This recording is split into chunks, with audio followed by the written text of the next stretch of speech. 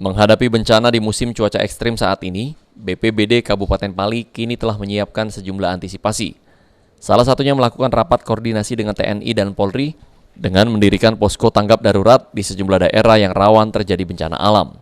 Setidaknya di Kabupaten Pali sendiri ada 3 titik daerah rawan bencana, khususnya banjir di musim penghujan saat ini, yaitu Kecamatan Tanah Abang sebanyak 10 desa, Kecamatan Penukal Utara 4 desa, dan Kecamatan Abab 2 desa.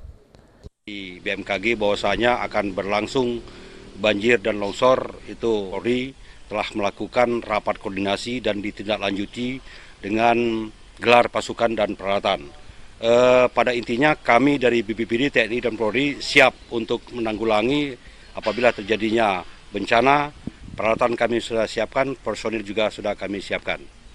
Baik, di Kabupaten Penukal Abab, Lamatang Ilir ada 3 titik yang sangat rawan terhadap bencana banjir. Yang pertama itu di Kecamatan Tanah Abang ada 10 desa, di Kecamatan Penukal Utara ada 4 desa, dan di Kecamatan Abab ada 2 desa. Meskipun bencana banjir tidak bisa diprediksi, BPBD Pali dengan TNI dan Polri tetap siap siaga baik dari personil maupun peralatan.